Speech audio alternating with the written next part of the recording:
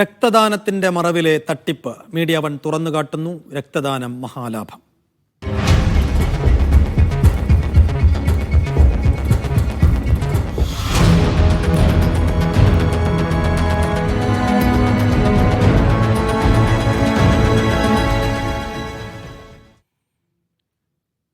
രക്തദാനത്തിന്റെ മറവിൽ വൻ സാമ്പത്തിക തട്ടിപ്പ് നടത്തുന്ന സംഘങ്ങൾ സംസ്ഥാനത്ത് വ്യാപകം. ലക്ഷക്കണക്കിന് രൂപയാണ് സംഘം തട്ടിയെടുക്കുന്നത്. രക്തം വാഗ്ദാനം ചെയ്ത ശേഷം പണം വാങ്ങി മുങ്ങുകയാണ് പതിവ്.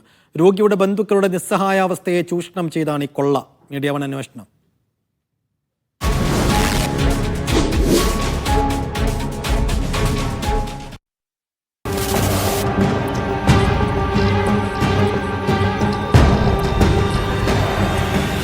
രക്തം ആവശ്യമുണ്ട്, അത്യാവശ്യമായി താഴെ പറയുന്ന നമ്പറിൽ ബന്ധപ്പെടുക.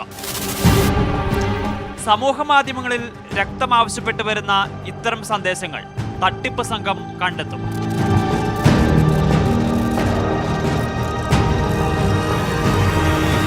രക്തം നൽകാമെന്ന് വാഗ്ദാനം ചെയ്ത് ഫോണിലൂടെ ആവശ്യക്കാരെ ബന്ധപ്പെടും.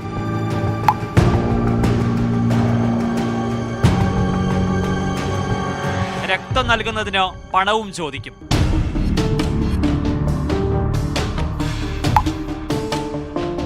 ആളുകളുടെ എണ്ണം കൂടുന്നതനുസരിച്ച് തുകയും വർദ്ധിക്കും. കേരളത്തിൽ വിവിധയിടങ്ങളിൽ നിരവധി ആളുകൾ ഇത്തരത്തിൽ തട്ടിപ്പിനിരയാകുന്നുവെന്ന വിവരം ലഭിച്ചതോടെയാണ് ഈ സംഘത്തെ ഞങ്ങൾ സമീപിച്ചത്.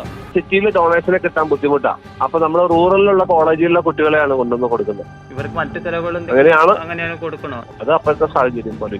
പണം അയച്ച ശേഷം രക്തം നൽകാനെത്തുന്നവരെയും കാത്തിരിക്കും രോഗിയുടെ ബന്ധുക്കൾ. ഒടുവിൽ അവർ എത്താതാകുമ്പോഴാണ് തട്ടിപ്പ് തിരിച്ചറിയുന്നത്.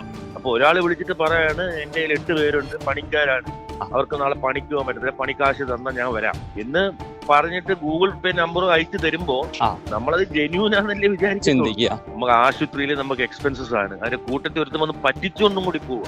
ഒരാളെ ജീവൻ വെച്ചിട്ടാണ് പറ്റിക്കുന്നത്. രോഗികൾ അതീവ ഗുരുതരാവസ്ഥയിലായ സാഹചര്യത്തിൽ തട്ടിപ്പ് സംഘത്തെക്കുറിച്ച് പരാതി നൽകാനുള്ള മാനസികാവസ്ഥയിലായിരിക്കില്ല ബന്ധുക്കൾ. ഇതോടെ തട്ടിപ്പിന് വീണ്ടും വീണ്ടും കളമൊരുങ്ങുകയും ചെയ്യും.